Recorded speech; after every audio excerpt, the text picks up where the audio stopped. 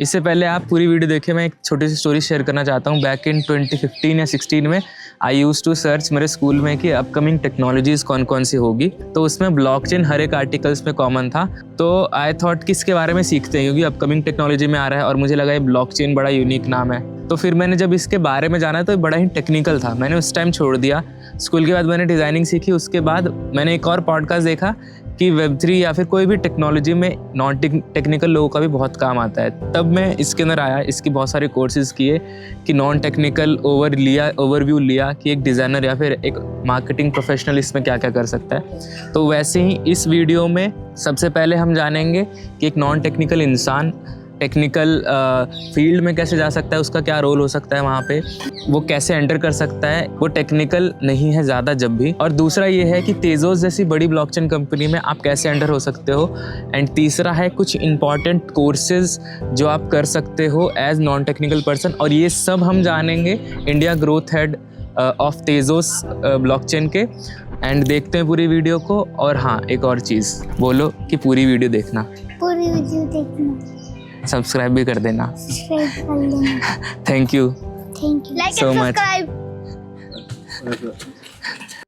Hello guys, welcome back to the channel. Today we have Amanjot Malhotra, and thank you so much for giving your time, and thank you so much for being a guest on my podcast. Thank you so much, Aman. Thank you so much for inviting me, Preetham. I know that we have been kind of planning this up for a while and it was difficult to coordinate, but finally it is happening. तो आज का इस video का motive है, आपने thumbnail में देख भी लिया होगा कि एक नॉन टेक्निकल पर्सन या फिर स्टूडेंट Web3 का ओवरव्यू ले चुका है या फिर ये जानता है कि Web3 ग्रो हो रहा है एक्सपोनेंशियली और आगे भी ग्रो होने वाला है, और ये टेक्नोलॉजी स्टार्टअप्स इस टेक्नोलॉजी को यूज़ करने वाले हैं अपने प्रोडक्ट में। तो क्या एक नॉन टेक्निकल पर्सन के लिए भी यहाँ पे अपॉर्चुनिटीज़ है? आपके पीओवी से आप कैसे स्टूडेंट को समझाएंगे कि नहीं यहाँ पे नॉन टेक्निकल स्टूडेंट्स भी आ सकते हैं और उनके लिए क्या अपॉर्चुनिटीज़ हैं? सो अपॉर्चुनिटीज़ तो बहुत है, नॉन टेक्निकल लोगों के लिए काफ़ी अपॉर्चुनिटीज़ हैं। इट्स जस्ट दैट हम ना टेक्निकल नॉन टेक्निकल को पहले समझ लेते हैं कि क्या होता है, ठीक है, और बैरियर टू एंट्री क्या है। क्या होता है कि जनरली कोई भी प्रोजेक्ट स्टार्ट होता है, कोई भी आइडिया आता है, तो सबसे पहले उसकी एग्जीक्यूशन की बात होती है। तो जब एग्जीक्यूशन की बात होती है तो डिमांड किसकी होती है? किसी डेवलपर की डिमांड होती है, which is a technical person, correct. But ऐसा नहीं है कि नॉन टेक्निकल का रोल खत्म हो जाता है। नॉन टेक्निकल का रोल सबसे पहले स्टार्ट होता है understanding where is the gap.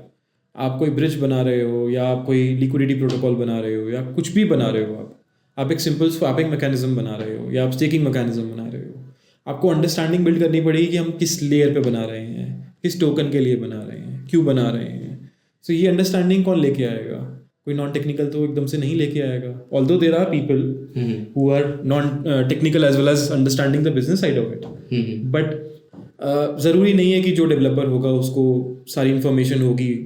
वो तो सिर्फ स्मार्ट कॉन्ट्रैक्ट लिखना जानता होगा या फ्रंट एंड में रिएक्ट में काम करना जानता होगा, नोड.जेएस पे काम करना जानता होगा, बट लिखना क्या है वो कौन डिसाइड करेगा?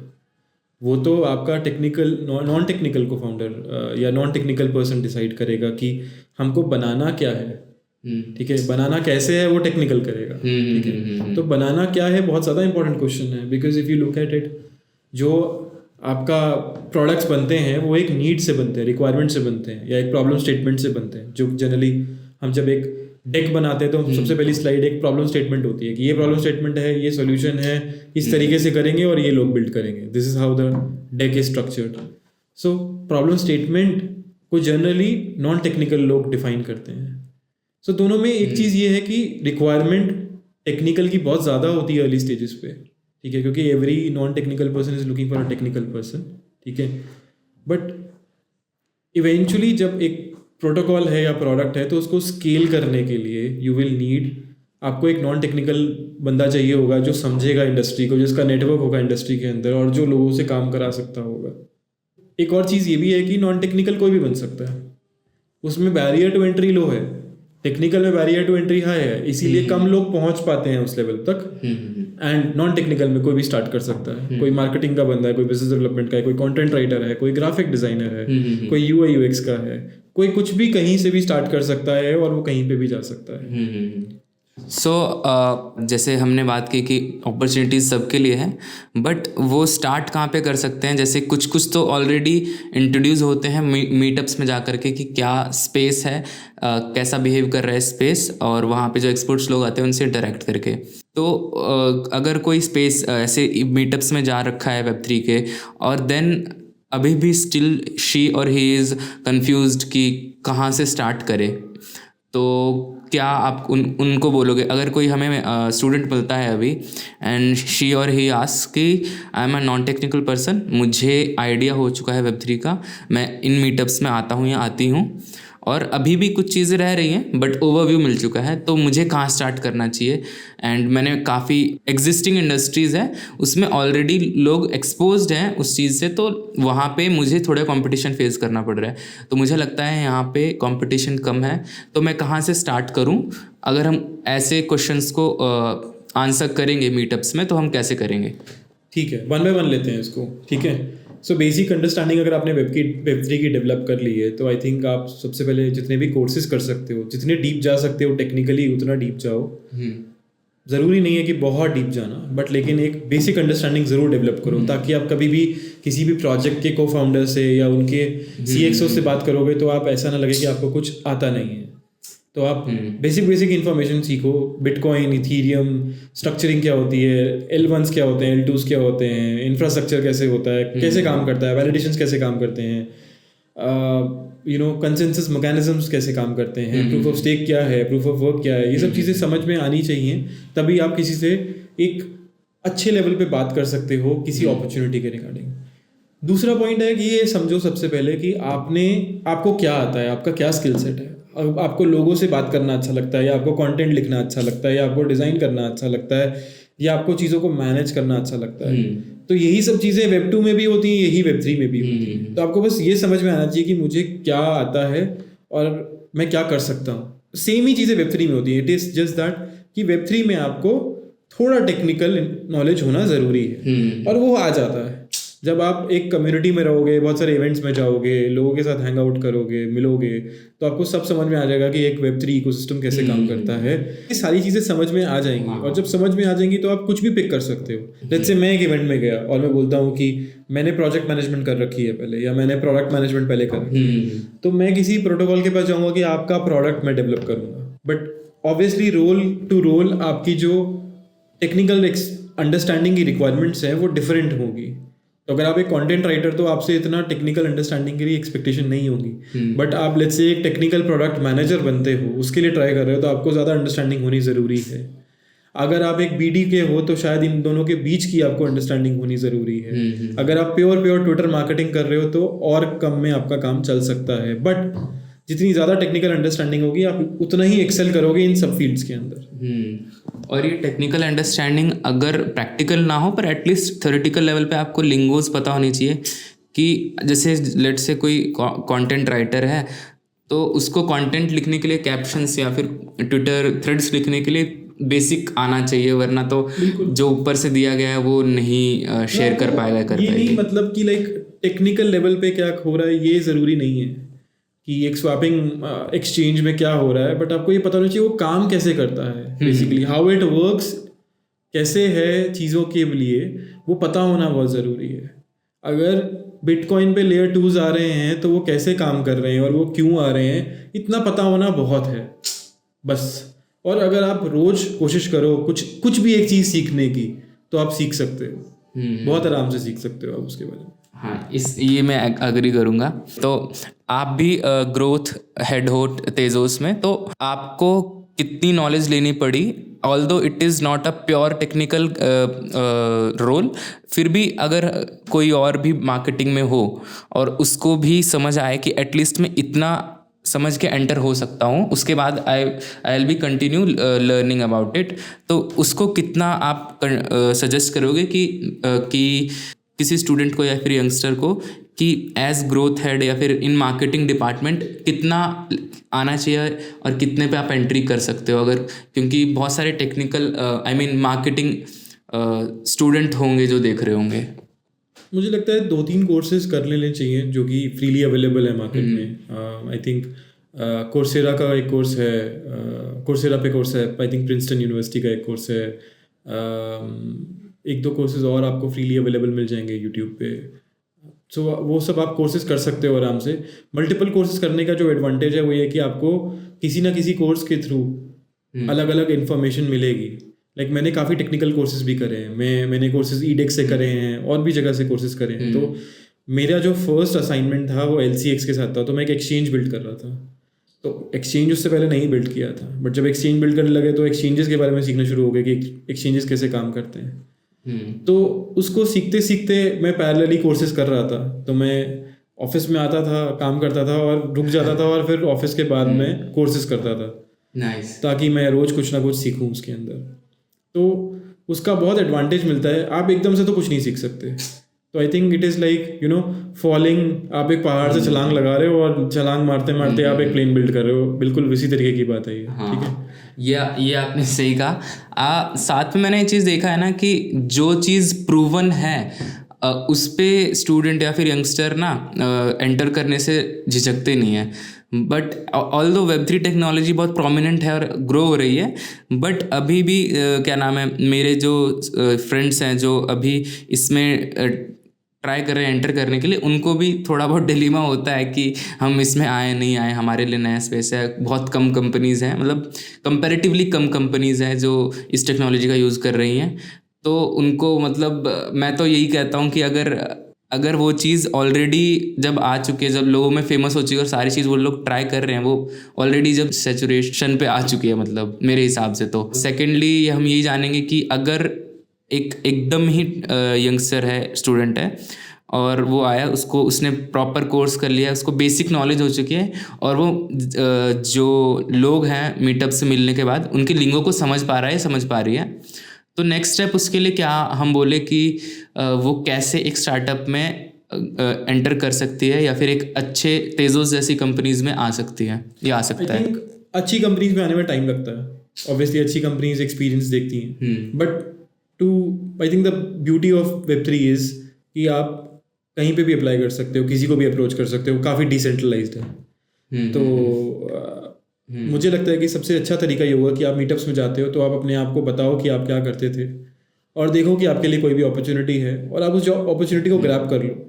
कंटेंट राइटिंग की अपॉर्चुनिटी है, या बिजनेस डेवलपमेंट की अपॉर्चुनिटी है, या मार्केटिंग की अपॉर्चुनिटी है, आप उसको ग्रैब करो। सोशल मीडिया मार्केटिंग की भी अपॉर्चुनिटी है। आप बहुत कुछ सीखोगे 1 महीने के अंदर, 2 महीने के अंदर, 3 महीने के अंदर, और 3 महीने के अंदर आपको ये समझ में आ जाएगा कि मैं क्या क्या रोल आपको सूट कर रहा है, नहीं सूट कर रहा है। उसके बाद आपको क्या करना चाहिए, किस डायरेक्शन में जाना चाहिए, आपको मार्केटिंग में जाना है या BD में जाना है, या लेट्स से टेक्निकल साइड में भी जाना है अगर, ठीक है, या किसी और फील्ड में जाना है लेट्स से, ठीक है।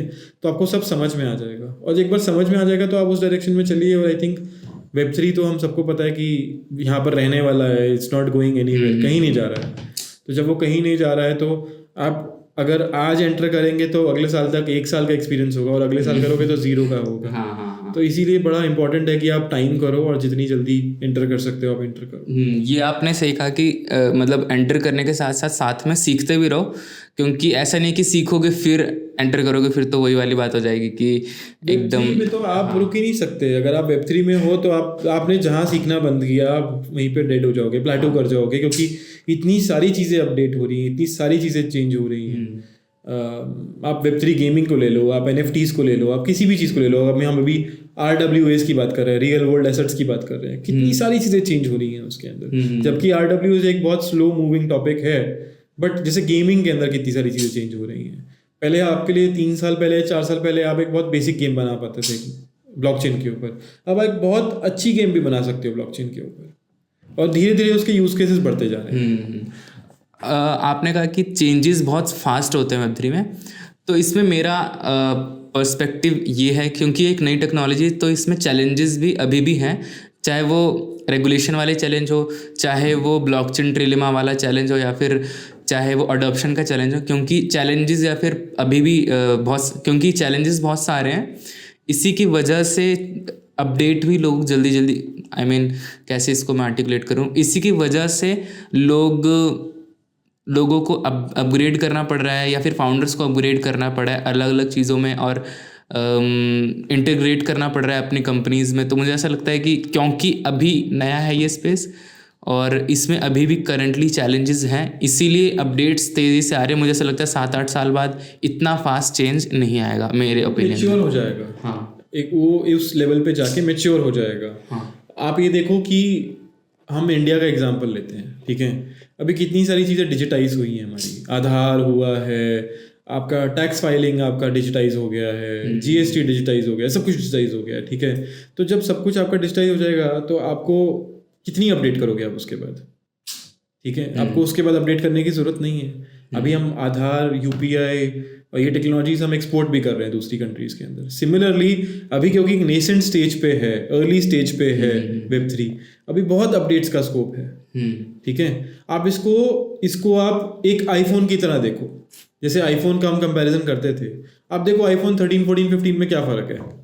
मैं लिख के भी दे सकता हूँ कि 16 में भी कोई बहुत ज़्यादा फ़र्क नहीं होगा। बट आईफोन आप देखो 8 से 9 में, 10 में या 11, 12 में कितने उन्होंने अपडेट्स करे, चीज़ें लेके आए, चाहे वो बैटरी की इंप्रूवमेंट्स हो या कैमरा की इंप्रूवमेंट्स हो, क्योंकि स्कोप बहुत था।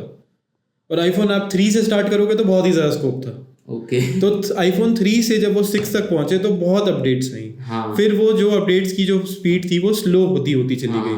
अभी अगर आप देखो तो लोग बहुत कम अपडेट कर रहे हैं चीज़ों को, क्योंकि कुछ है नहीं अपडेट करने के लिए। आप क्या कर सकते हो, आप एक फ़ोन को 8 इंच का तो बनाओगे नहीं ना। तो वो उसकी एक हमने जो एक यूजिबिलिटी होता है रीच कर लिया है। सेम जब आप देखोगे कि हमारे पास बहुत सारे यूजर्स जब Web3 पे आ जाएंगे तो हम उस लेवल पे पहुंच जाएंगे कि यूजिबिलिटी अचीव हो जाएगी। वो एक क्रिटिकल मास उस टेक्नोलॉजी पे आ चुका होगा। जब आ चुका होगा तो उतनी अपडेट्स की जरूरत नहीं होगी। अपडेट्स नहीं होंगी आपको कितने, जैसे फॉर एग्जांपल हम अभी यूपीआई ट्रांजैक्शंस वॉलेट पे करते हैं। अभी एक और वॉलेट आएगा तो उससे क्या फर्क पड़ेगा हमको? कुछ फर्क नहीं पड़ेगा, क्योंकि हम ऑलरेडी यूज टू हो चुके हैं। बट जब पहला वॉलेट आया था और पहली क्यूआर कोड ट्रांजैक्शन करी थी तो उससे बहुत फर्क पड़ा था। और जब कुछ नया आए भी तो बाद में उससे एक इम्पैक्ट क्रिएट होना चाहिए, कुछ नया होगा एकदम यूज़र के लिए, जब भी वो उस चीज़ पे बिल्कुल वो करेगा। एंड उन्हीं चैलेंजेस की वजह से आई गेस हर किसी के लिए अपॉर्चुनिटीज़ खुल जाते हैं, चाहे वो एक फाउंडर हो, चाहे वो एक जॉब सीकर हो। आई मीन वो ट्रिकल इफेक्ट एक जॉब सीकर तक आ जाता है अगर उन्हीं चैलेंजेस की वजह से।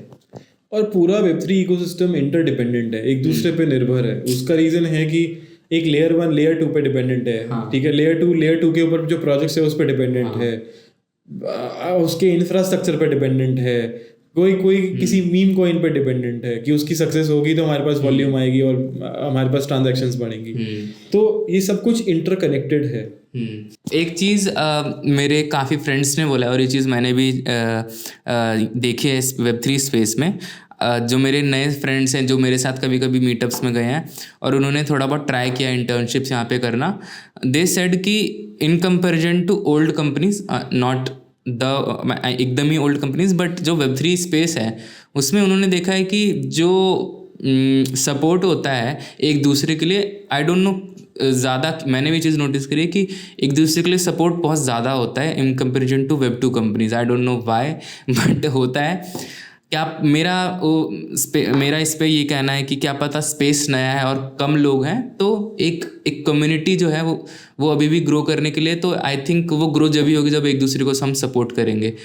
तो मेरा एक ओवरव्यू ये है। तो आपने अगर और भी कंपनीज़ में काम करा हो जो Web2 कंपनीज़ है और इन कंपनीज़ में, तो आपको क्या डिफरेंस नज़र आया और इस पे आपका क्या ओवरव्यू है? ये बात बिल्कुल सही है कि Web3 के अंदर ज़्यादा कोलैबोरेशन है, ज़्यादा सपोर्ट है। उसका एक बहुत बड़ा रीज़न ये है कि जो मैनेजमेंट लेवल पे भी लोग हैं, जो आपके CXOs भी हैं, वो भी खुद सीख रहे हैं, ठीक है। वो भी नए हैं स्पेस के लिए, तो उससे एक बहुत बड़ा फ़र्क पड़ता है, ठीक है। जैसे जब हम LCX में थे तो वी यूज़ टू फंड, हम फंड करते थे कि किसी ने कोई कोर्स करना है तो हम उसको कोर्स के लिए पुश करते थे। हम थोड़ा बहुत क्रिप्टो भी देते थे उनको टेस्टिंग करने के लिए कि आप टेस्ट करो, आप ट्रेड करो, हम ट्रेडिंग कॉम्पिटिशन करा रहे हैं उसके साथ। तो उससे क्या होता है कि लोगों को, एक तो जब कोई एम्प्लॉय होता है उसको पता नहीं होता तो वो गलती करने के लिए डरता है, बट जब आपने उसका गलती करने का भय ही हटा दिया तो वो आसानी से जंप करेगा और नई चीज़ें सीखेगा। सो ये कल्चर सब जगह पे है, किसी में ज़्यादा है किसी में कम है। मुझे लगता है कि जितनी छोटी कंपनी है उसमें ज़्यादा कल्चर है सपोर्ट करने का, और बड़ी कंपनी वो धीरे धीरे कम होता चला जाता है। ओके, तो हमारी इससे पहले वाले पॉइंट में बात हुई थी कि हम कैसे एंटर करें और कितना जानना है। तो मेरा ओपिनियन इस पे ये था कि बस स्टार्टिंग में एंटर मत करो, बस लोगों जो स्टार्टअप्स हैं या फिर जो कुछ स्टार्ट करने की ट्राई कर रहे हैं बस उनकी हेल्प करने की कोशिश करो, एंड उससे एक ट्रिकल डाउन इफेक्ट आएगा कि कहीं ना कहीं आप किसी न किसी स्टार्टअप में ऑफिशियली एंटर हो जाओगे। देन धीरे धीरे करके आपने जो बात बोली थी कि एक्सपीरियंस से तो आप कोई किसी भी कंपनीज़ में एंटर हो सकते हो अपनी स्किल के साथ। एंड अगर तेजोस में किसी को एंटर होना हो, किसी यंगस्टर को आना हो कि मेरे लिए यहाँ पे एक्साइटिंग अपॉर्चुनिटी नज़र आती है मुझको तेजोस में काम करने के लिए, तो मैं कैसे एंटर करूँ? क्या मेरे लिए एक मिनिमम स्किल्स या फिर मिनिमम स्किल सेट्स होंगे जो मैं लेके आ सकता हूँ यहाँ पे तेजोस में काम करने के लिए? पहले पॉइंट का एक आंसर करता हूँ मैं कि लाइक किस तरीके से आप अपनी जर्नी बनाओ। सपोर्ट करो प्रोजेक्ट्स को, अपने आप को डिस्कवर करो कि आपको क्या आता है क्या नहीं आता है, और धीरे धीरे अपने रैंक्स में चढ़ाई करो तो आप आगे बढ़ जाओगे। आप एक करियर पाथ बना देंगे। करियर इज़ एक जॉब और करियर में ये डिफरेंस होता है। जॉब्स आप मल्टीपल बदलते हो, करियर एक जर्नी होती है। दैट्स द डायरेक्शन, किस डायरेक्शन में हम जा रहे हैं। तो इसीलिए अगर आप देखोगे तो आप अगर एक आर्टिस्ट भी हो किसी भी तरीके के, तो आप एकदम से आर्टिस्ट, आप लाइमलाइट नहीं मिलती आपको। आप धीरे धीरे आप छोटे छोटे जॉब्स करते हो और जॉब्स करते हो, फिर उसके बाद आप धीरे धीरे रिकॉग्नाइज होते हो, ठीक है। And then you become the main hero और the main artist of any picture, let's say. तो इसी तरीके से करियर भी प्रोग्रेस करता है Web3 के अंदर। तो बस शाय अवे नहीं करना कि हमने ये काम नहीं करना या वो काम नहीं करना। गेट योर हैंड्स डर्टी, ठीक है। जितना भी काम लगता है करो। एंड आई थिंक शुरू की स्ट्रगल तो सबको करनी चाहिए। अगर आप वो कर लेते हो, you become a very refined product. और उसके बाद दिमाग भी बहुत खुल जाता है कि मुझे ये करना है, मुझे ये नहीं करना है, ये मैं करके देख चुका हूँ, जो कि मेरे साथ भी हुआ था मेरी अब जर्नी के अंदर। एंड रही बात टेजोस की, तो आई थिंक टेजोस जैसे कि बाकी प्रोजेक्ट्स भी ढूंढ रहे हैं, अच्छा टैलेंट तो सभी ढूंढ रहे होते हैं और हमेशा ढूंढ रहे होते हैं, ठीक है। ज़रूरी नहीं है कि जॉब बोर्ड पे जॉब्स लिखी हुई हैं तभी वो हायर कर रहे हैं। आप किसी को भी रीच आउट करो, और अगर आपके प्रूफ ऑफ वर्क में दम है तो उनको बोलो कि यार मैंने ये सब काम किया हुआ है और मैं इंटरेस्टेड हूँ इस प्रोफाइल के अंदर।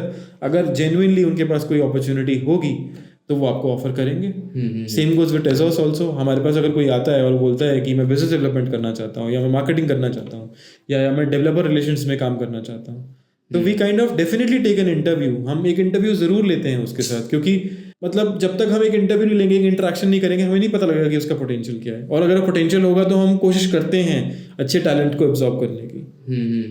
तो इसी तरीके से अगर अपॉर्चुनिटीज़ चाहिए तो आप जहाँ जहाँ पर भी आपको लगता है कि कोई भी नई प्रोटोकॉल है या कोई नया इंफ्रास्ट्रक्चर प्रोजेक्ट है या कोई भी प्रोजेक्ट है, लेट्स से, उनके को फाउंडर्स को रीच आउट करो या उनकी टीम को रीच आउट करो और पूछो कि लाइक कहीं पे भी मैं आपका सपोर्ट कर सकता हूँ, और बस करो, ज़्यादा मत सोचो।